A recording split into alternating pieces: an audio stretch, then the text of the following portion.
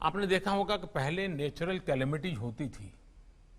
बहुत बाढ़ आ गई, भूकंप आ गया, कोई बहुत बड़ा एक्सीडेंट हो गया, साइक्लोन आ गया, तो आम तौर पर फौज के लोग वहां पहुंचते थे और लोगों को भी लगता था भाई चलिए फौज के लोग आ गए हैं, अब इस मुसीबत में से निकलने के लिए हमको बहुत बड़ी मदद भी, एक बड़ा स्वाभाविक बन गया था।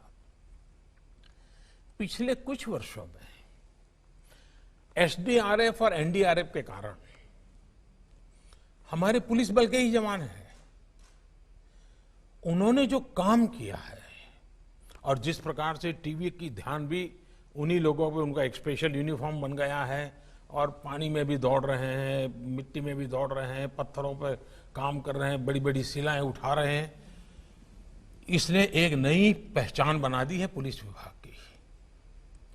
मैं आप सबसे आग्रह करूंगा कि आप अपने इलाके में, अपने क्षेत्र में एसडीआरएफ और एनडीआरएफ के काम के लिए जितने ज्यादा टोलियां अपनी तैयार कर सकते हैं करनी चाहिए, आपके पुलिस बेड़े में भी और उस इलाके के लोगों में भी।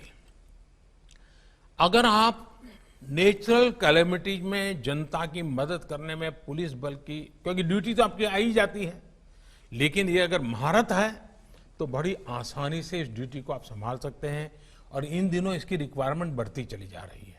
और थ्रू एनडीआरएफ, थ्रू एसडीआरएफ आप पूरी पुलिस बेड़े की एक नई छवि, नई पहचान आज देश में बन रही है। हम गर्व के साथ आज देश कह रहा है कि देखिए भाई, इस संकट की घड़ी में पहुंच गए, इमारत गिर गई, लोग दबे थे, पहुंच गए, उन्होंने निकाला लोगों को।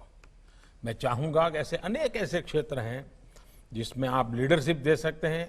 आपने देखा होगा ट्रेनिंग का बहुत बड़ा महत्व होता है, हम ट्रेनिंग को कभी कम मत आगे। ज्यादातर हमारे देश में सरकारी मुलाजिम के लिए ट्रेनिंग को पनिशमेंट माना जाता है। ट्रेनिंग यानी कोई निकम्मा अफसर होगा तो उसको ट्रेनिंग के काम में लगाया होगा, ऐसी इंप्रेशन बन जाती है।